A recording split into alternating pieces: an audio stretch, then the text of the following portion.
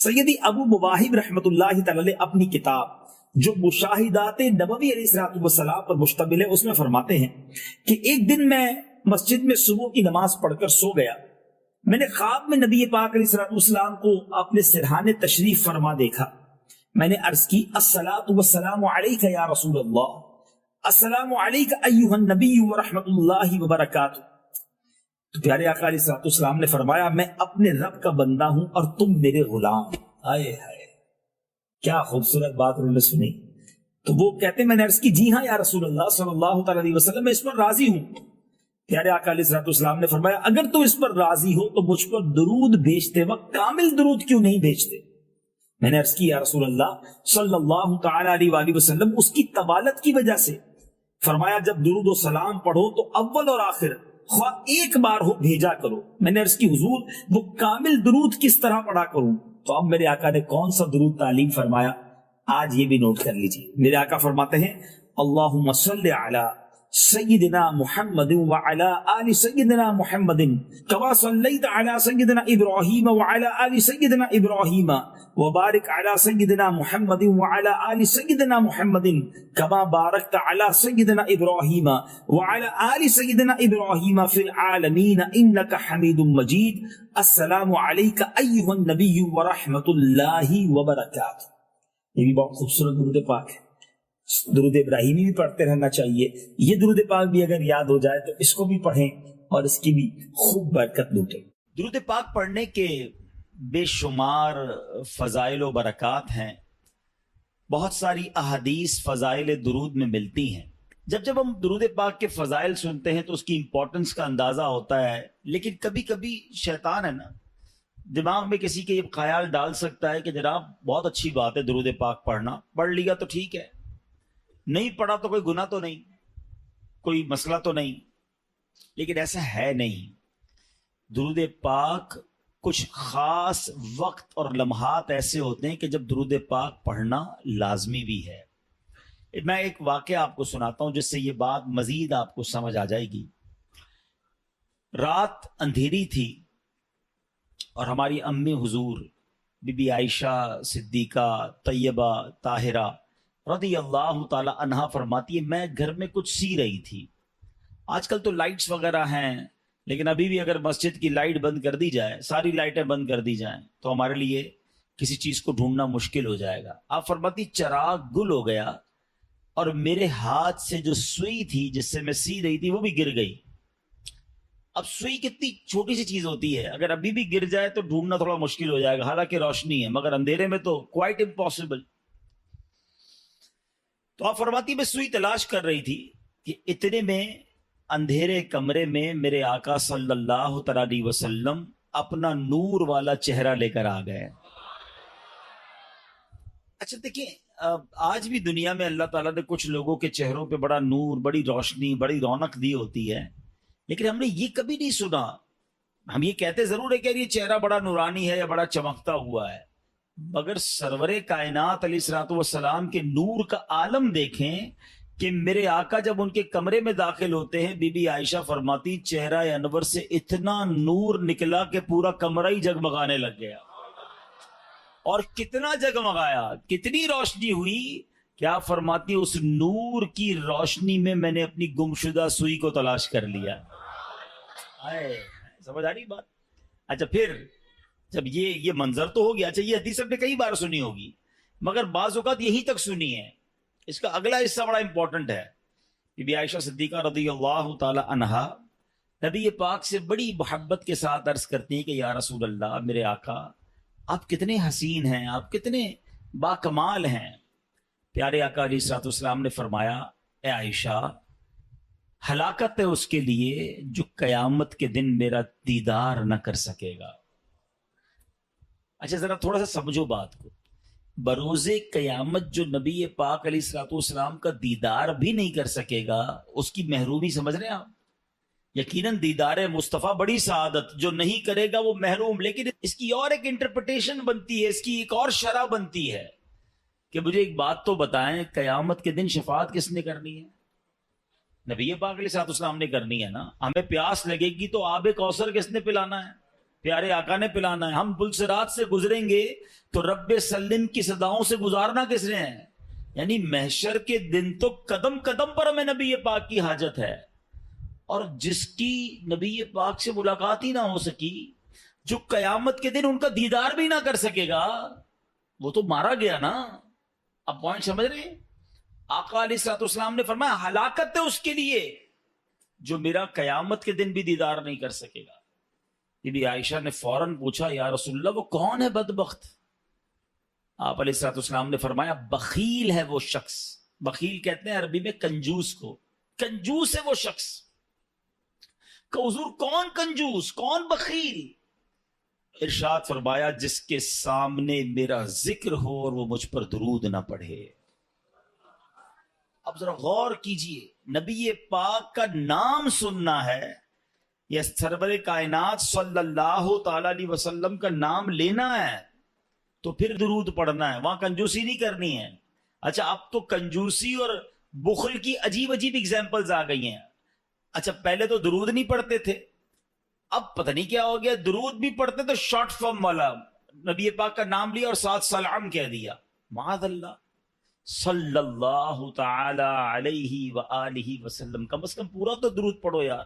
اچھا اسی طرح لکھنے میں کنجوسی، لکھنے کو پورے پورے اخبار بھر دیں گے، پورے ناول لکھ دیں گے، مگر جب نبی پاک علیہ الصلوۃ والسلام کا نام آئے گا تو سلام یہ صاد لکھ دیں گے. یہ حرام ہے. درود بھی پورا، لکھنا بھی پورا ہے اور پڑھنا بھی پورا ہے. سارا دن باتیں کرنے کے لیے تمہارے پاس ٹائم ہے، درود کی باری میں ڈنڈی مارتے ہو. اور پھر درود پاک تو میری نیکیوں میں اضافے کا وظیفہ ہے نا، میرے گناہوں کی معافی کا وظیفہ ہے، میری تو نبی پاک میں حاضری لگانے کا وظیفہ ہے آقا کی بارگاہ میں. تو پھر میں درود پاک پڑھنے میں کیوں کنجوسی کروں؟ ہاں اب علماء نے ایک بڑی خوبصورت ہمارے لیے آسانی کر دی. اب مثال کے طور پہ دوران بیان، دوران نعت، کبھی کبھی بار بار نبی پاک صلی اللہ تعالی علیہ وسلم کا نام پاک آتا ہے، تو ہو سکتا ہے کوئی پڑھنا بھول جائے، رہ جائے. تو علماء کہتے ہیں روزانہ دن میں ایک مخصوص تعداد کے مطابق درود پڑھ لیا کرو، تو پورے دن میں جہاں جہاں نبی پاک صلی اللہ تعالی علیہ وسلم کا نام سنا یا کہا، اور اگر درود پڑھنا رہ گیا ہے تو یہ بعد میں درود پڑھنا اس کا آلٹرنیٹ، اس کا قائم مقام ہو جائے گا. اس لیے کہا جاتا ہے کہ روزانہ کم از کم 100 بار 200 بار، اللہ ہمت دے توفیق دے تو 313 بار درود پاک پڑھ لیں تو انشاءاللہ برکتیں ہی برکتیں ملیں گی. نیت کرتے ہیں انشاءاللہ؟ میں بھی نیت کرتا ہوں، آپ بھی نیت کریں انشاءاللہ روزانہ کثرت کے ساتھ درود پاک پڑھیں گے انشاءاللہ. ناظرین آج ایک ایسی حقیقت پر میں نے بات کرنی ہے جس پر نارملی بات ہوتی نہیں ہے، اور یہ ایک ایسی حقیقت ہے کہ جس سے انکار بھی کوئی نہیں کر سکتا. دنیا میں بہت سارے فلسفے ہیں، دنیا میں بہت ساری تھیوریز ہیں جس میں جس کو کہتے ہیں نا کہ اختلاف ہے. قوموں کے اندر بھی اختلاف ہے، مذہبوں میں بھی اختلاف ہے، عمر کے اندر بھی اختلاف ہے کہ نہیں جناب کچھ لوگ کہتے ہیں یہ ہے تو دوسرا کہتا ہے نہیں ایسا نہیں ہو سکتا ہے. بہت ساری سائنٹیفک تھیوریز ہیں، بہت ساری جناب لاجیکلی باتیں ہیں، قوموں کے کلچر ہیں، اختلاف ہے لوگوں میں، کہتے نہیں وہ کہتے یہ ٹھیک ہے، وہ کہتے نہیں یہ ٹھیک نہیں ہے. مگر میں جس تھیوری ہے، جس حقیقت کی بات کر رہا ہوں نا، دنیا کا ہر مذہب اس کو مانتا ہے. دنیا کا ہر رہنے والا شخص جس کے اندر عقل ہے وہ اس کو ایکسپٹ کرتا ہے. یہ وہ ریئلٹی ہے جس سے کوئی بھی انکار نہیں کرتا. وہ ایسی کون سی ریئلٹی؟ واقعی چندی چیزیں ہیں دنیا میں، شاید گنتی کی چیزیں ہوں گی جس سے پوری دنیا کے لوگ متفق ہوں کہ ہاں یہ درست ہے، یہ کنفرم ہے، یہ ہونا ہے. میں انہی میں سے ایک تھیوری کی بات کر رہا ہوں، انہی میں سے ایک حقیقت کی بات کرنے جا رہا ہوں. مگر ایسی مسلم، ایسی کنفرم حقیقت ہوتے ہوئے بھی اس پر بات کرنے کے لیے کوئی تیار نہیں ہے، اس کے بارے میں تیاری کرنے کے لیے کوئی تیار نہیں ہے. یہ بڑی عجیب بات ہے. ایسی کون سی تھیوری ہے، ایسی کون سی حقیقت ہے، بتاتا ہوں آپ. لیکن پہلے میں آپ کو ایک واقعہ سناتا ہوں. اس واقعے کے ذریعے ہم اس ٹاپک تک بھی پہنچ جائیں گے اور مزید ریئلائزیشن آسان ہو جائے گا. حضرت عبداللہ بن ابو نوح رحمت اللہ تعالی فرماتے ہیں میں نے مسجد نبوی شریف میں ایک بوڑھے میاں کو دیکھا. وہ مسجد کی صفائی کرتے تھے اور دن رات مسجد میں ہی رہتے تھے. لوگوں نے بتایا کہ یہ بوڑھے میاں جو ہیں یہ مسلمانوں کے تیسرے خلیفہ حضرت عثمان غنی رضی اللہ تعالیٰ عنہ کی اولاد میں سے ہیں، صاحب اولاد ہیں. اللہ پاک نے مال بھی بڑا عطا کیا ہے، لیکن یہ سب کچھ چھوڑ کر بس مسجد کے ہو کر رہ گئے ہیں. صبح و شام مسجد میں پڑے رہتے ہیں، مسجد کی صفائی کرتے ہیں، بس عبادت کرتے رہتے ہیں. حضرت عبداللہ بن ابو نوح رحمۃ اللہ تعالیٰ کہتے ہیں میں نے جب لوگوں کی یہ باتیں سنی تو میں نے کہا کچھ تو ہے اسپیشل، جس کے بعد اتنا مال ہو، اتنی بڑی فیملی ہو، یہ مسجد میں زیادہ ٹائم کیوں گزارتے ہیں؟ تو میں واچ کرنے لگا، ان کو فالو کرنے لگا کہ کچھ راز کی بات، سیکھنے کی بات پتہ چلے گی. تو کہتے رات کا جب پچھلا پہر ہوا، لاسٹ آخری پہر تہجد کے وقت آیا، میں نے دیکھا کہ یہ مسجد سے نکلے اور جنت البقیع کی طرف جا رہے ہیں. جنت البقیع مدینہ منورہ کا قبرستان ہے، اور یقین کریں کمال کا قبرستان ہے.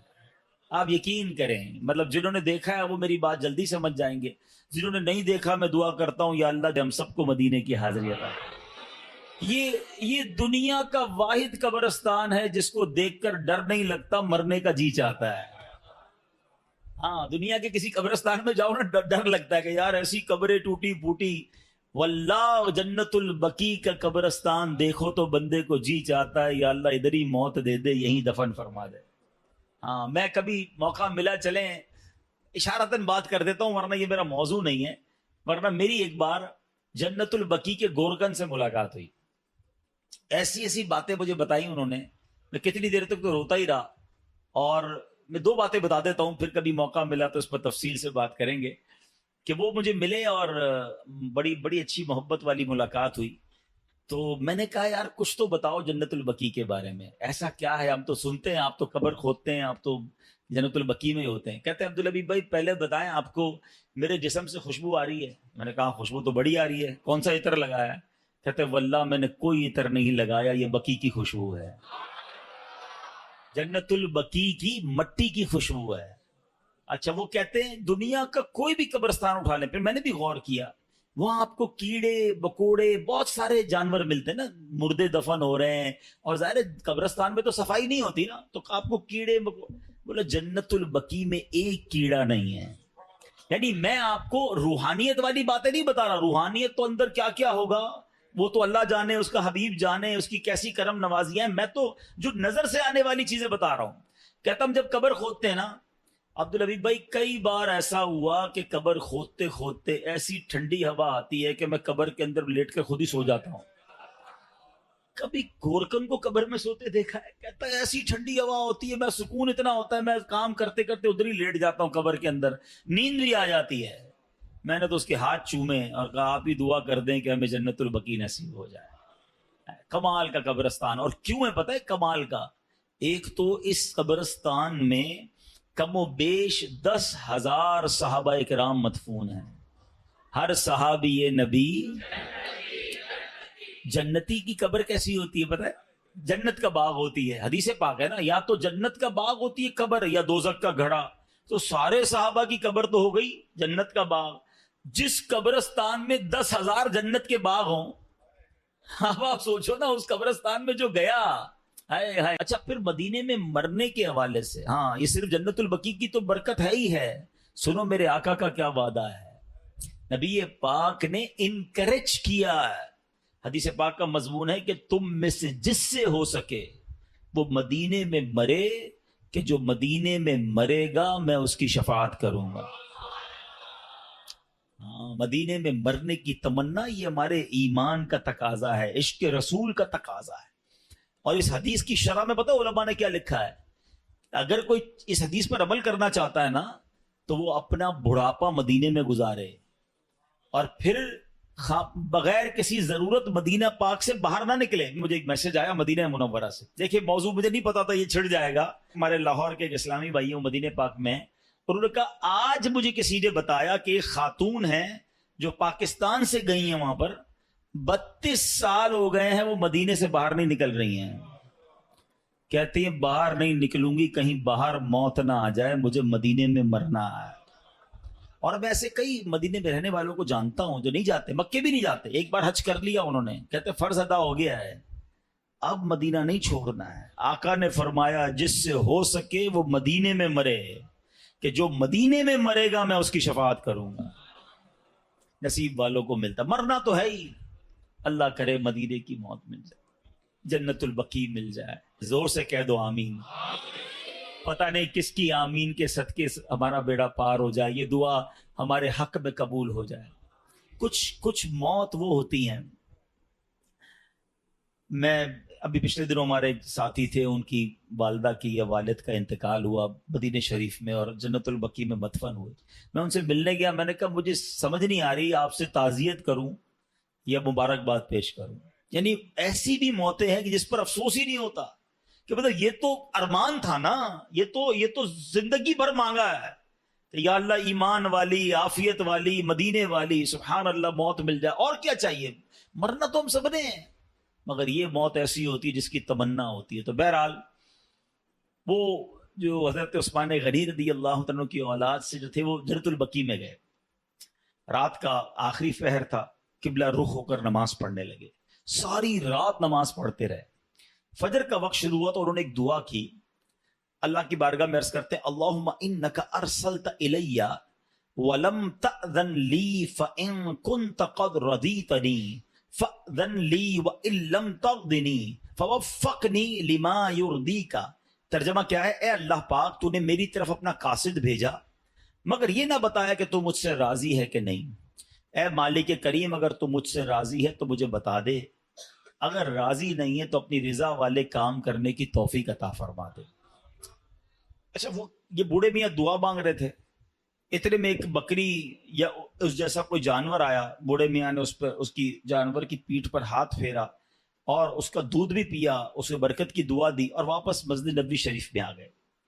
حضرت عبداللہ بن ابو نوح اللہ تعالیٰ علیہ کہتے ہیں میں 3 راتوں تک دیکھتا رہا، روز یہی کرتے تھے. تہجد کے وقت چلے جاتے جنت البقیع میں، وہاں نمازیں پڑھتے، دعائیں کرتے، پھر واپس آتے. 3 دن بعد میں نے حضرت کو روک لیا.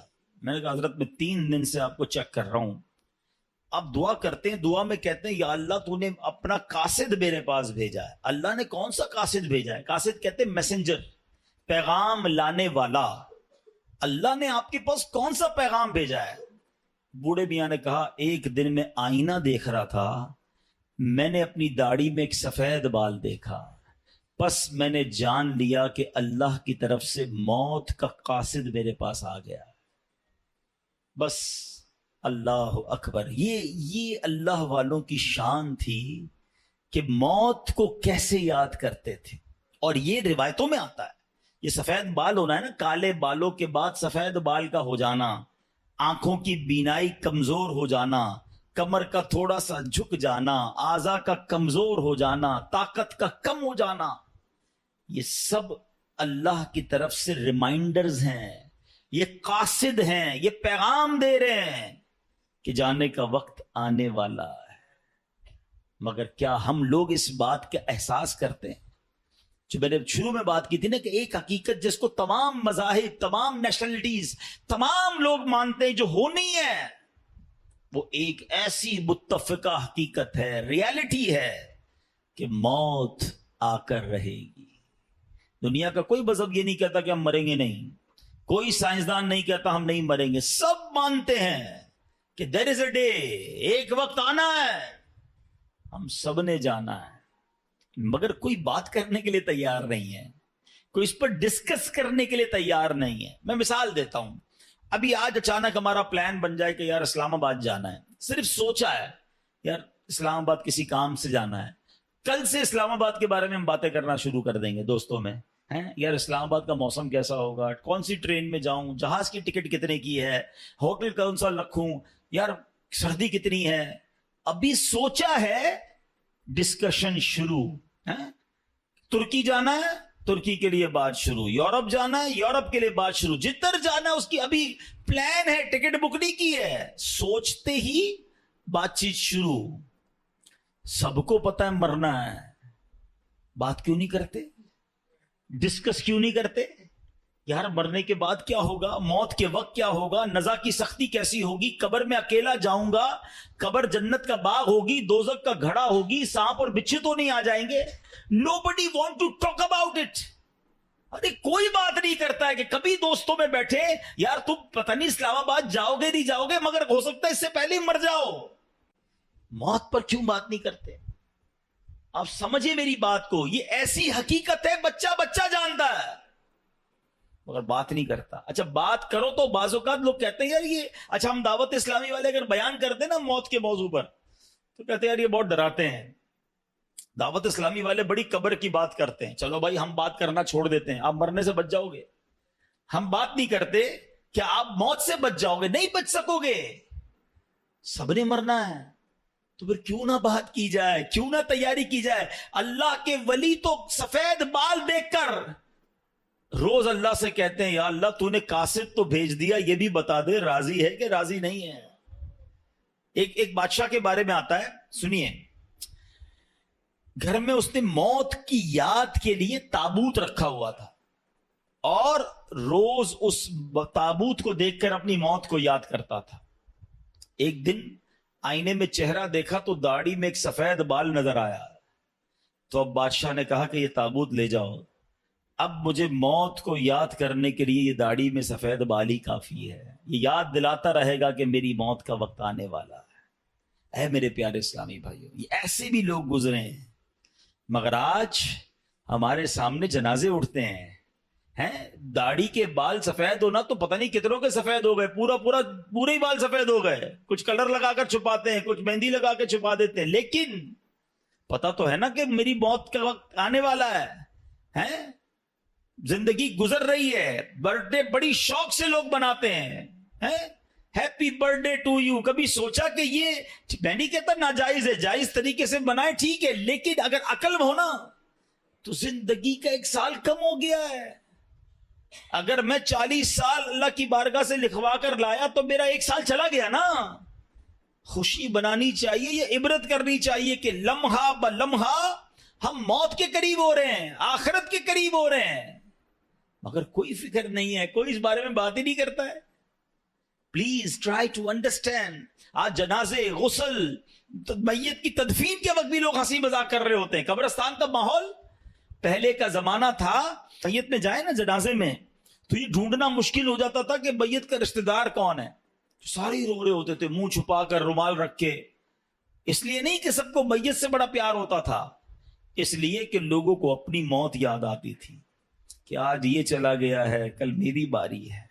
آج اس کو قبر میں اتار رہے ہیں، کل مجھے اتاریں گے. آج اس کو کاندھے پر لے کے جا رہا ہوں، کل میری باری مجھے کوئی کاندھے پر لے کے جائے گا. ارے کبھی غسل میت دیتے وقت، کفن پہناتے وقت خیال آیا کہ میری باری آنے والی ہے؟ کیوں نہیں سوچتے؟ کیوں یہ خیال نہیں کرتے میرے پیارے اسلامی بھائی؟ وہ تو سفید بال داڑھی کا دیکھ کر سمجھ جاتے کہ موت کا قاصد آ گیا ہے، مگر آج ہم تو جنازے دیکھ کر بھی احساس نہیں کرتے ہیں. تو آج ہم نے بات اس موضوع پر کرنی ہے کہ ہم سب نے مرنا ہے اور اپنی کرنی کا پھل بھگتنا ہے.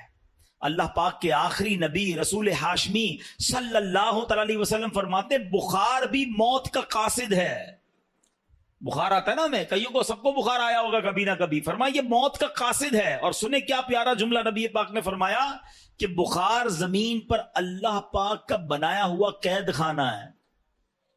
ہاں یہ بالکل پہلی بار میں نے بھی پڑھا اور واقعی میں نے غور کیا کہ بخار ہوتے ہی بندہ گھر میں چلا جاتا ہے، اچھی خاصی ایکٹیویٹی ہوتی ہے. آج کل نظر نہیں آ رہا بندہ کدھر ہے، بخار ہو گیا گھر کے اندر ہے، قید ہو جاتا ہے، خود ہی آٹومیٹکلی قید ہو جاتا ہے. آقا نے فرمایا بخار زمین پر اللہ پاک کا بنایا ہوا قید خانہ ہے. اللہ پاک جب چاہتا ہے اپنے بندے کو قید کر دیتا ہے اور پھر جب چاہتا ہے تو چھوڑ دیتا ہے. یہ قاصد ہے، یہ پیغام ہے کہ تیری کوئی حقیقت نہیں، رب نے جب چاہنا ہے یہ روح بھی واپس چلی جانی ہے. حضرت مجاہد رحمت اللہ تعالی فرماتے ہیں جب آدمی کسی بیماری میں مبتلا ہوتا ہے تو حضرت ملک الموت کا قاصد اس کے پاس ہوتا ہے، حتیٰ کہ جب وہ مرض الموت میں گرفتار ہوتا ہے تو حضرت ملک الموت خود اس کے پاس تشریف لا کر فرماتے ہیں تمہارے پاس پے در پے میرے قاصد آتے رہے، ڈرانے والے آتے رہے، تم نے اس کی کوئی پرواہ نہیں کی. اب تمہارے پاس ایسا قاصد آیا ہے جو دنیا سے تمہارا نام و نشان مٹا دے گا. یہ جو بیماری ہے نا، یہ بھی ایک پیغام ہے موت کا. اللہ کرے کہ ہم سمجھیں، اللہ کرے کہ ہم عبرت حاصل کریں۔ اے میرے پیارے اسلامی بھائیوں، اب بیماری آ جائے تو بندے کو کرنا کیا چاہیے؟ اللہ کرے کہ ہم ایسے کام کریں۔ امام غزالی رحمت اللہ تعالی علیہ فرماتے ہیں مریض کو چاہیے جب کوئی مرض میں ہونا موت کو کثرت سے یاد کرے، توبہ کرتے ہوئے موت کی تیاری کرے، ہمیشہ اللہ پاک کی حمد و ثنا کرے، خوب گڑ گڑا کر دعا کرے، اللہ پاک کے حضور عاجزی اور انکساری کا اظہار کرے، مناسب علاج کروائے، شکوہ و شکایت نہ کرے، اور جب شفا نصیب ہو جائے تو اللہ پاک کا شکر ادا کرے۔ یہ بیماری میں کرنا چاہیے۔ ہم کیا کرتے ہیں؟ او ہو بڑا سر میں درد ہے، بڑا پیٹ میں درد ہے، بس یار بہت پریشان، اتنا شکوہ، اتنی شکایت۔ اچھا سب کو بتانا ہے، کیا کوئی علاج کر دے گا ہمارا؟ شفا دینے والی ذات کس کی ہے؟ تو اللہ سے بات کرے نا، لوگوں کو کیوں بتاتے پھرتے ہیں؟ اس سے گویا اب بڑی تصوف والی بات کرنے جا رہا ہوں، تھوڑی باریک بات ہے، سمجھیے گا۔ حضرت رابعہ بصریہ بہت بڑی ولیہ گزری ہیں رضی اللہ تعالیٰ عنہ۔ ایک بندے کو دیکھا اس نے سر پہ پٹی باندھی ہوئی تھی۔ حضرت رابعہ نے کہا کہ سر پہ پٹی کیوں باندھی ہے؟ کہ حضور سر میں بہت درد ہے۔ آپ نے فرمایا آج تم بیمار ہو تو درد کی پٹی باندھی ہے، جب صحت میں تھے تو صحت کی پٹی باندھی تھی؟ بات بہت باریک ہے، سمجھدار آدمی اس بات کو پکڑ لیں گے۔ یعنی تمہیں آج اللہ نے کچھ دنوں کے لیے بیمار کیا تو سارے جہان کو بتا رہے ہو کہ اللہ نے بیمار کیا، درد کی پٹی باندھی۔ جب اللہ نے اتنے دنوں تک صحت مند رکھا تھا، کوئی پٹی باندھ کے بتایا لوگوں کو کہ میں بڑا صحت مند ہوں؟ بعض اوقات بیماری کا اظہار، مصیبت کا اظہار کہیں ایسا نہ ہو یہ شکوہ بن جائے، کمپلین بن جائے کہ اللہ نے بیمار کیا ہے، اللہ نے تکلیف بھیجی ہے۔ نہیں میرے پیارے اسلامی بھائی، اگر کوئی بیماری پر صبر کر جائے نا، احادیث میں مضمون ملتا ہے اللہ شفا بھی دیتا ہے، اس کے گناہوں کو معاف بھی کر دیتا ہے۔ یعنی بیماری مصیبت تو میرے گناہ معاف کروانے آئی تھی، مگر شکوہ شکایت کمپلین ہمارا تو کچھ لوگوں کی تو عادت ہی ہوتی ہے نا، جب ان سے ملے کیا حال ہے، اب جیسے ہی پوچھا نا آپ نے کیا حال ہے، اب لسٹ شروع ہو جائے گی، بس یار سر میں بھی درد ہے، پیٹ میں بھی درد ہے، مارکیٹ بھی خراب ہے، گھر میں بھی اچھا نہیں ہے، اتنی پرابلمز بتا دے گا بندہ کہ یار نہ ہی پوچھتا تو اچھا تھا۔ کبھی تو شکر الحمدللہ کہہ دو، کبھی تو کہہ دو اللہ نے بڑا اچھا رکھا ہے، اللہ نے بڑی مہربانی کی ہے، کروڑوں سے اچھا رکھا ہے۔ کیوں نہیں کہتے زبان سے؟ شکر ادا کرنے والے بنے، کمپلین کرنے والے نہ بنو۔ اور بیماری سبحان اللہ، ہمارے اسلاف جو ہے نا وہ تو اس طرح مصیبت کو ویلکم کرتے تھے۔ حضرت فتح موصلی رحمت اللہ تعالی کے بارے میں آتا ہے کہ ان کی زوجہ تھی، ایک بار کہیں جا رہی تھی تو راستے میں پاؤں کو ٹھوکر لگی، ناخن اکھڑ گیا۔ اب ناخن اکھڑنے کی تکلیف سمجھتے ہو نا، جان نکل جاتی ہے۔ اب مسکرانے لگی۔ کسی نے کہا آپ کو تکلیف نہیں ہوئی؟ کہا تکلیف تو ہوئی، مگر اس تکلیف پر جو میں صبر کروں گی اور صبر پر جو مجھے ثواب ملے گا وہ ثواب یاد کر کے مسکرا رہی ہوں۔ اللہ اکبر، یہ ایسے لوگ تھے۔ اور ہم جناب چھوٹی سی چوٹ پر اتنی شور مچا رہے ہوتے ہیں، تھوڑا سا نقصان ہو جائے، اچھا جناب وہ کیا ہوا، بس وہ موٹر سائیکل کا انڈیکیٹر ٹوٹ گیا، تو موبائل ہاتھ سے گر گیا، تو فلاں نقصان ہو گیا، فلاں پرابلم، سب کو بتائیں گے۔ 2 4 5 ہزار کا نقصان ہو گیا، پورے محلے کو بتائیں گے۔ کیوں بتائیں گے بھائی؟ کوئی دے دے گا آپ کو؟ دے گا کوئی نہیں، ثواب بھی چلا گیا۔ صبر کرتے تو یہ نقصان تمہارے لیے ہو سکتا ہے گناہوں کا کفارہ بن کر آیا ہو۔ روایتوں میں آتا ہے کہ مومن کو پہنچنے والا ہر نقصان، یہاں تک کہ اس کے جوتے کا تسمہ بھی ٹوٹ جائے نا، وہ بھی اگر کسی کا لاس ہوتا ہے اور وہ صبر کرے تو وہ اس کے گناہوں کا کفارہ بن جاتا ہے، اس کے لیے نیکی کا باعث بن جاتا ہے۔ مگر صبر کریں تو نا، ہم نے تو سب کو بتانا ہے۔ اچھا معاملہ بڑا عجیب ہے، نقصان ہو تو سب کو بتانا ہے، نفع ہو تو کسی کو نہیں بتانا ہے۔ یہ ضرور بتائیں کہ 5,000 کا نقصان ہو گیا، کبھی آ کے بتائیں کہ آج 50,000 روپے کمائے؟ نہیں، وہ کیوں بتاؤں بھائی، گھر والوں کو تو بالکل بھی نہیں بتاؤں گا، خرچہ شروع کر دیں گے گھر والے، ان کو جب بھی بتانا نقصان کی خبر دینی ہے۔ نہیں میرے پیارے اسلام، اللہ کا شکر ادا کریں، نہ بتائیں کسی کو نقصان۔ وہ شاعر کہتے ہیں نا، کسی کا احسان کیوں اٹھائیں، کسی کو حالات کیوں بتائیں، کیوں بتاؤں میں کسی کو میرے ساتھ کیا گزر رہی ہے، میں جانوں، میرا رب جانے نا۔